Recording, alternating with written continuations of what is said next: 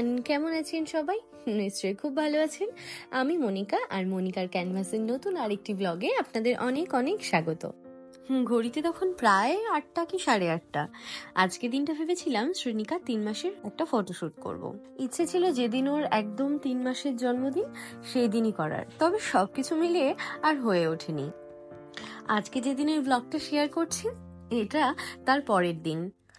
আগের দিন তার মুডখানি বিশেষ একটা ভালো ছিল না, তার দরুন সেই দিন আমার ফটোশুট করা হয়ে ওঠেনি। আজকে শ্রেণিকার অন্যান্য দিনের তুলনায় একটু আগেই ঘুমটা ভেঙে গিয়েছে। গুড মর্নিং, উঠে বসো। ঘুম থেকে ওঠার পরে ওকে ফিড করাতে করাতেই মোটামুটি আজকে ওর ঘুমটা ভেঙে গিয়েছিল, কিন্তু তারপরে এই যে কাণ্ড, ঢেকুর তোলার পরেও এটা তার প্রতিদিনের কাজ।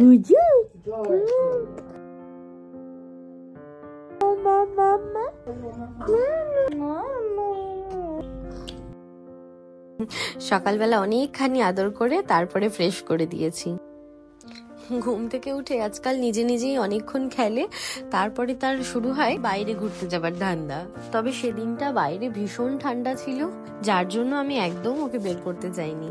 আর এদিকে তার ঘুম থেকে উঠে দিদা দাদুর কোলে চড়ে বাইরে না ঘুরলেই নয়। তাই আমি চাইছিলাম ওকে একটুখানি ঘুম পাড়িয়ে দিতে, কিন্তু সে এখন মোটেই ঘুমোতে রাজি নয়। জেনারেলি প্রতিদিন ওকে ফিট করানোর পরে মায়ের কাছে হ্যান্ড ওভার করে দিই, বাবা মা ওকে সামলায়, আর আমি ততক্ষণে 2 ঘন্টা আরাম করে ঘুমিয়ে নিই। রাতের ঘুমটা আমি এভাবেই পূরণ করি। ফাইনালি ঘুম থেকে উঠে ওর স্নানের সময় হয়ে গেছিল, আর মা এদিকে ওকে স্নান করিয়ে দিচ্ছিল। আর আজকে শ্রেণিকার ছিল শ্যাম্পু দিয়ে স্নান করার দিন। ওকে আমি সপ্তাহে 1 দিন করে শ্যাম্পু করিয়ে দিই। শ্রেণিকার জন্মের পর থেকেই প্রথম স্নান করানো থেকে শুরু করে এখানে আসা পর্যন্ত আমি স্নান করিয়ে গেছি প্রতিদিন। তবে ছুটির দিনগুলোতে শরৎ আমার সাথে থাকতো। কে চান করে এটা? টুবলু পাখি। তবে এখানে আসার পর মা একদমই আমার হাতে দিতে চায় না। মা বলে তুই তো চলেই যাবি, তাই আমার নাতনি যতদিন আমার কাছে আছে ততদিন আমি সবকিছু করব। ব্যাস, এদিকে আমারও ভীষণ মজা, যখনই পারছি সময় করে আরাম করে ঘুমিয়ে নিচ্ছি। এবারে এনার স্নান সেরে ভীষণ খিদে পেয়েছে, আর এদিকে ঘুমও পেয়েছে। তারপর মেয়েকে খাওয়াতে খাওয়াতে আমিও ওর সাথে ঘুমিয়ে পড়েছিলাম কিছুক্ষণ। ঘুম থেকে উঠে ফ্রেশ হয়ে খাওয়া দাওয়া সেরে মার কাছে মেয়েকে হ্যান্ড ওভার করে আমি বেরিয়ে পড়েছি কিছু ফুল কিনতে। আজকে ভেবেছি ওর 3 মাসের ফটোশুটটা কিছু ফুল দিয়েই করব, তাই দোকানে যাচ্ছি কিছু ফুল কিনে আনতে। শ্রেণিকা যেহেতু পুরোপুরি ব্রেস্ট ফিড করে, তাই আমার বাইরে বেরোনোটা একটু মুশকিল হয়ে যায়। তবে একবার খাইয়ে দিলে আমি মোটামুটি 2 ঘন্টার জন্য নিশ্চিন্ত হয়ে যাই। আর সেই ফাঁকেই আজকে আমি বেরিয়ে এসেছি ওর জন্য কিছু ফুল কিনবো বলে। ফুল দেখলেই মনটা ভীষণ ভাবে ভালো হয়ে যায়, তাই না?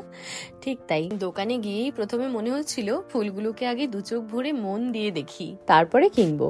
তবে আজকে আমি ঠিক করেছি কিছু লাল রঙের জারবেরা ফুল নেব। ওই ফুলগুলো দিয়েই ওই 3টা লিখবো। আর এই দোকানে এসে খুব ফ্রেশ ফ্রেশ রজনীগন্ধা স্টিক রাখা ছিল। আমার মা ভীষণ ভালোবাসে রজনীগন্ধা স্টিক, তাই ভাবলাম মার জন্য কিছু রজনীগন্ধা স্টিক নিয়ে যাই, মা খুব খুশি হবে, আর এটা মাকে সারপ্রাইজ দেব। এই যে ফুলগুলো আমার কেনা হয়ে গেছে, এবারে পেমেন্ট করেই আবার একটা টোটো নিয়ে বেরিয়ে পড়বো। ওদিকে আবার দিদা আর নাতনি অপেক্ষা করছে। তবে বাড়িতে ফিরে গিয়ে দেখি মা মেয়েকে ঘুম পাড়িয়ে দিয়েছে। একদিক থেকে ভালোই হয়েছে, ঘুম থেকে উঠে ওর খুব সুন্দর মুড থাকবে, ছবিটা আমি খুব ভালো করে তুলতে পারবো।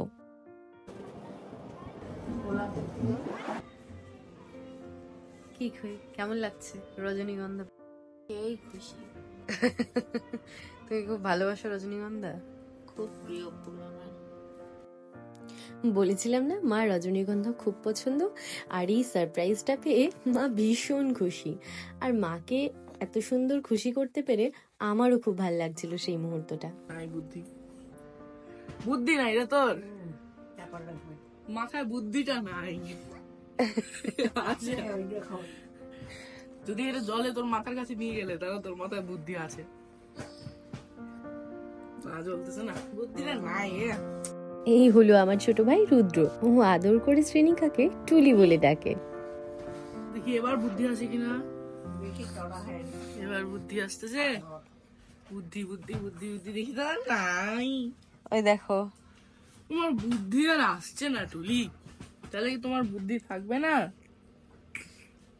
ও লাইটই খারাপ তাহলে, টুলির বুদ্ধি আছে তো। আর ঘুম থেকে ওঠার সাথে সাথেই শুরু হয়ে গেছে দুজনের দুষ্টুমি। হবে না? খিদে লাগছে, গজর খিদে লাগছে তাই? তাই মামা নিকো। ইনি হলেন আমার পিসি। বাচ্চাদের ভীষণ ভালোবাসেন আর বাচ্চারাও পিসিকে খুব ভালোবাসে। আর আমার পিসি সময় পেলেই নাতনির সাথে অনেক গল্প করেন। আর আমার মেয়েও গল্প শুনতে ভীষণ ভালোবাসে, কে জানি কি বোঝে।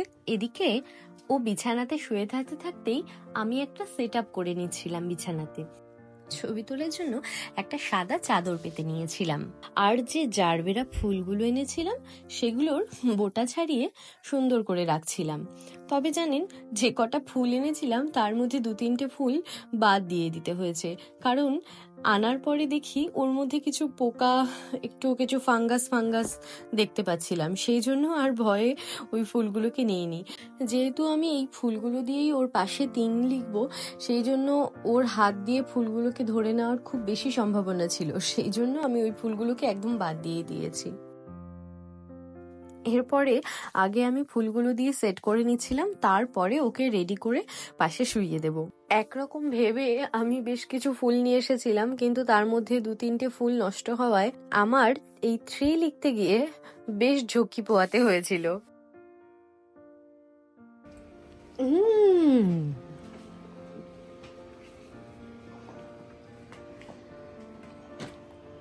যখন ভেবেছিলাম এই শ্যুটটা করব, তখন সঙ্গে সঙ্গে এটাও ভেবেছিলাম যে কি করে ঠান্ডার মধ্যে এই ছোট্ট বাচ্চাটাকে জামা কাপড় ছাড়িয়ে আমি ছবি তুলবো। তবে ছবি তুলতে আমার কোনো অসুবিধাই হয়নি, কারণ ঘরের মধ্যে রুম হিটার চালিয়ে আমি 2 ঘন্টা ঘরটাকে বেশ গরম করে নিয়েছিলাম।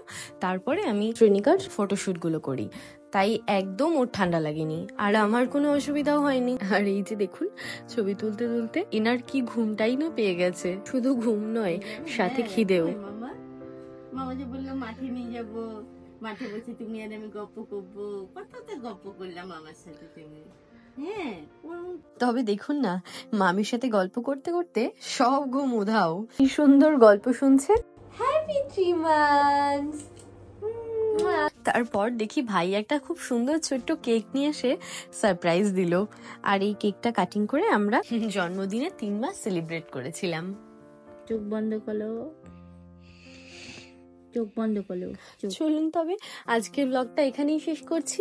এখন সবার ঘুমাতে যাবার পালা। তবে রাত 1:15 বাজে, অথচ দেখুন এই মেয়েটার চোখে একদম ঘুম নেই। আজ তবে এটুকুই থাক। আমার ব্লগটা যদি ভালো লাগে তাহলে ছোট্ট করে একটা like, comment, share and subscribe করে দেবেন। দেখা হবে পরের একটি ব্লগের সঙ্গে। ততক্ষণ পর্যন্ত টাটা।